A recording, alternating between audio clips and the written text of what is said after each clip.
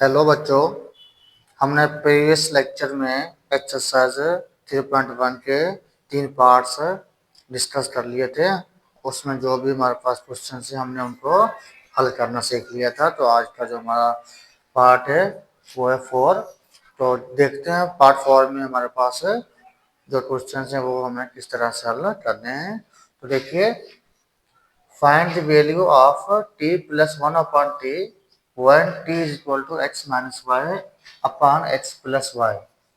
तो बच्चों देखिए, अगर हम यहाँ पे देखें तो हमें t प्लस 1 अपॉन टी की वैल्यू फाइंड आउट करनी है और जस्ट हमें यहाँ पर t की वैल्यू मिली हुई है। 1 अपॉन टी की वैल्यू हमें कहीं पर भी मिली हुई नजर नहीं आ रही। तो जब हमें एक वैल्यू मिली हुई है और उसका जो इनवर्स है, देखिए t और 1 अपॉन टी एक दूसरे के क्या होते हैं, हमारे पास मल्टीप्लिकेटिव इनवर्स होते हैं। तो एक हमें मिला हुआ है, दूसरा हमें नहीं मिला हुआ। तो हम पहले दूसरा कैसे फाइंड आउट करते हैं ये सीख लेते हैं। तो देखिए बच्चों, हम इनको किस तरह सॉल्व करते हैं। सबसे पहले हम क्या करेंगे, हमें 1 अपॉन टी की वैल्यू फाइंड आउट करनी पड़ेगी। First we find the value of the value of किसकी वैल्यू मालूम करेंगे, हम 1 अपॉन टी की वैल्यू फाइंड आउट करेंगे। तो देखिए बच्चों, हम 1 अपॉन टी की वैल्यू किस तरह से फाइंड आउट कर सकते हैं। जब हमारे पास टी मिला हुआ है, सिंस टी हमारे पास मिला हुआ है x minus y upon x plus का y, तो हमारे पास 1 अपॉन टी क्या होना चाहिए। देखिए, जैसे मैंने अभी आपको बताया कि t और 1 अपॉन टी दोनों एक दूसरे के क्या हमारे पास इनवर्स है, मल्टीप्लिकेटिव इनवर्स है। तो इनवर्स में क्या होता है, हमारा मल्टीप्लिकेटिव इनवर्स में क्या होता है हमारे पास बच्चों, हमारा डिनोमिनेटर और जो हमारे पास है हमारा न्यूमरेटर होता है, हम उनकी प्लेस चेंज कर देते हैं तो वो हमारे एक दूसरे के मल्टीप्लिकेटिव इनवर्स बन जाते हैं। जैसे देखिए, मैं आपको बोलता हूँ a अपॉन बी का मल्टीप्लिकेटिव इनवर्स क्या होगा, तो आप बोलेंगे b अपॉन a। ठीक है, तो यहाँ पर देखें, अगर खाली हमारे पास होता 1 अपॉन a तो इसका इनवर्स क्या होना था हमारे पास, a ऊपर और 1 नीचे। तो ऐसे होते हैं हमारे पास मल्टीप्लिकेटिव इनवर्स। यहाँ पर अगर हमारे पास t ये है तो 1 अपॉन टी क्या होना चाहिए, लाजमन देखें हमने क्या किया है, टी का मल्टीप्लिकेटिव इनवर्स किया है तो इसका भी हम इनवर्स कर देते हैं। तो न्यूमरेटर डिनोमिनेटर चेंज कर देते हैं। तो डिनोमिनेटर तो हमारा डिनोमिनेटर ऊपर चला जाएगा x प्लस वाई और अपान में आ जाएगा हमारे पास x माइनस का y। ठीक है बच्चों, ये तो हमने 1 अपॉन टी की वैल्यू भी फाइंड आउट कर ली। अब जो हमारे पास एक्चुअल क्वेश्चन है हम उसको देख लेते हैं, क्या है, t प्लस 1 अपॉन टी करो। तो देखिए, t प्लस 1 अपॉन टी के लिए पहले हम t की वैल्यू लिख लेते हैं। t की वैल्यू हमारे पास है x माइनस का y अपॉन x प्लस का y। बीच में हमारे पास क्या आ रहा है, प्लस, और फिर हमारे पास आ रहा है 1 अपॉन टी की वैल्यू, तो वो है हमारे पास x plus y upon x minus की y। तो बच्चों, अब देखें हमने पीछे भी ऐसे क्वेश्चन सॉल्व किए थे। अब हम क्या करते हैं, दोनों को ले लेते हैं एलसीएम। तो यहाँ पे x प्लस वाई, यहाँ पे x माइनस वाई, तो दोनों हमारे एलसीएम में आ जाएंगे x माइनस वाई और x प्लस का y। अब देखिए, हमने क्या करना होता है, डिनोमिनेटर से इसको डिवाइड कर लेना होता है। तो जब हम x माइनस वाई और x प्लस वाई को इस डिनोमिनेटर से डिवाइड करेंगे तो x प्लस वाई कैंसिल हो जाएगा, बाकी बचेगा x माइनस का y और ऊपर भी हमारे पास x माइनस का y मिला हुआ है। तो हम दोनों को साथ में लिख लेते हैं। अब देखिए, बीच में हमारा आ जाता है प्लस। अब यहाँ पर फिर से हमें डिवाइड करना है, लेकिन डिनोमिनेटर इससे लेना होता है। तो x माइनस वाई से डिवाइड करेंगे तो x माइनस वाई कैंसिल हो जाएंगे, बाकी बचेगा x प्लस वाई, ये और ऊपर वाला x प्लस वाई दोनों आपस में मल्टीप्लाई। तो हम इनको सिंपली ऐसे लिख लेते हैं। ठीक है बच्चों, अब यहाँ पे हमें क्या करना होता है, देखिए हमारे पास x माइनस वाई और x माइनस वाई की दो ब्रैकेट्स हैं, यानी सेम ब्रैकेट है हमारे पास। तो हम इनको स्क्वायर में लिख लेते हैं, x माइनस वाई का हम स्क्वायर ले लेते हैं, प्लस इधर हमारे पास क्या बच्चा, देखिए x प्लस वाई और x प्लस वाई दोनों सेम, तो x प्लस वाई का भी हम ले लेते हैं एक स्क्वायर। ठीक है बच्चों, अपान में आप सेम लिख लें। अच्छा देखिए, अपान में जो हमारे पास है एक माइनस वाली है, दूसरी हमारे पास प्लस वाली ब्रैकेट है। तो मैंने आपको फार्मूला बताया था ए माइनस बी और A plus B is equal to होता है ए स्क्वायर माइनस का बी स्क्वायर। तो ए की वैल्यू यहाँ पे एक्स है और माइनस बी स्क्वायर की वैल्यू वाई। तो ये हो गया हमारा हल। अब देखिए आप इसको थोड़ा सा हल कर ले, ऊपर वालों को किस तरह से हल करेंगे आप। हम मैं इसको इधर ले आता हूँ। तो x minus y whole square है। तो देखिए x माइनस वाई यहाँ हमारे पास a minus b whole square जो फार्मूला होता है वो इक्वल होता है ए स्क्वायर प्लस सॉरी माइनस है तो minus two A B plus b square है। और दूसरा जो हमारे पास फार्मूला होता है प्लस वाला A plus B whole square. तो ये इक्वल हो जाता है हमारे पास A square plus two A B plus हमारे पास बी स्क्वायर।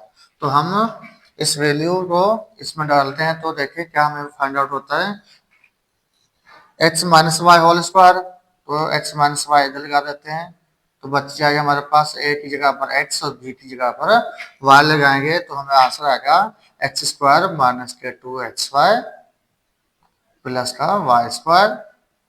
और फिर देखें बीच में हमारे पास यहाँ पे क्या है प्लस है तो आप प्लस लगा लें। फिर हमारे पास है x प्लस वाई तो ये वाली है तो यहाँ पे x प्लस वाई लगाएंगे तो आंसर आ जाएगा हमारे पास एक्स स्क्वायर प्लस के टू एक्स वाई प्लस के वाई स्क्वायर। अपान में जो है वो आप सेम लिख दें एक्स स्क्वायर माइनस के वाई स्क्वायर। अब बेटा यहाँ पे आपने क्या करना है, अब देखें अगर हमारे पास यहाँ पे कुछ टर्म्स लाइक हैं एक जैसे हैं तो हम उनको प्लस या माइनस अगर हो रहे हैं तो वो हम प्लस माइनस कर लेते हैं। तो देखिए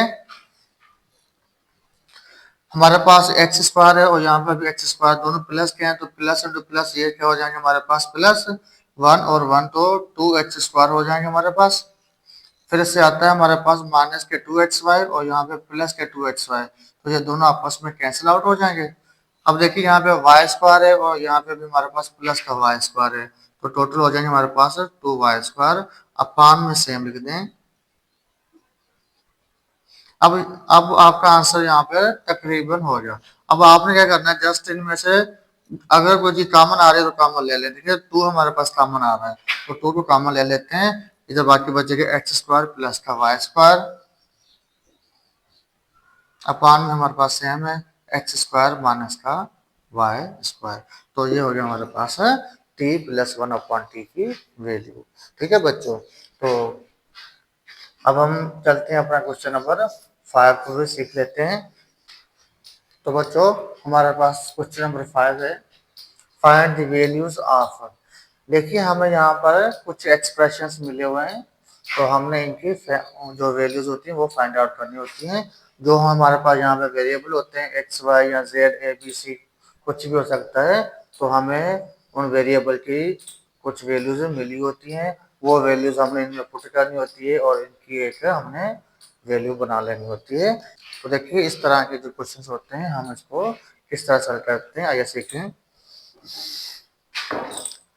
तो बच्चों देखिए आपने सिंपली क्या करना होता है आपने इनमें यहाँ से जो हमारे पास वैल्यूज मिली होती हैं वो वैल्यू पुट कर लेनी है। देखिए किस तरह से जैसे हमें 5 ब्रैकेट में x प्लस वाई है हमारे पास जहाँ पे x होगा वहाँ पे हम x equal to minus four है तो माइनस की 4 इधर लगा देंगे वैल्यू और प्लस का y है तो y की जगह पे हम यहाँ पर 9 लगा देंगे।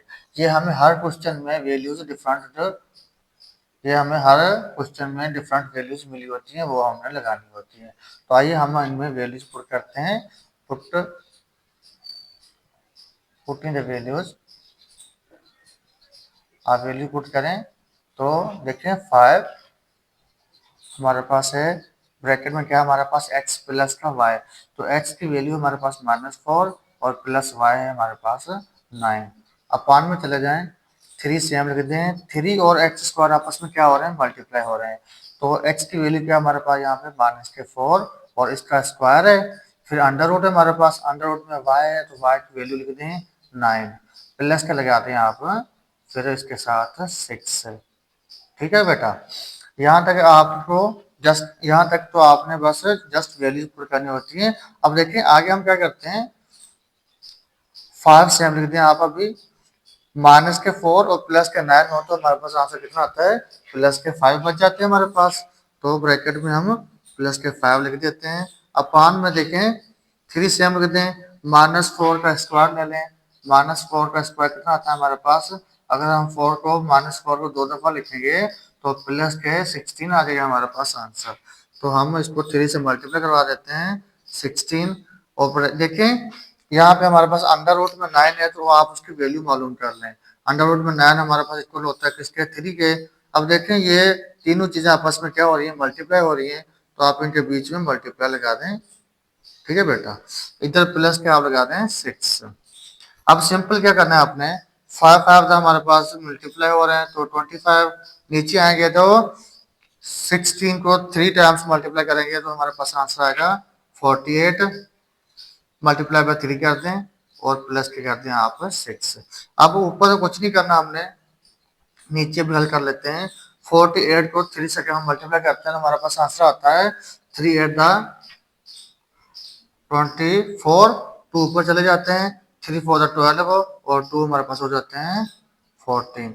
144 प्लस के कर देते हैं हम इसमें 6।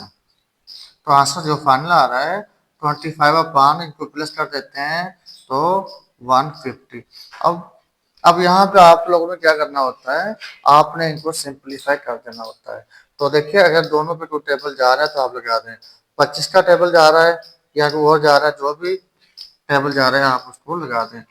आप यहाँ पे 5 का टेबल लगाने के लिए 5 5 25, 5 3 15 और 0 फिर से 5 का लगा दें, 5 1 5, 5 6 30। तो फाइनल आंसर क्या आ रहा है हमारे पास 1/6।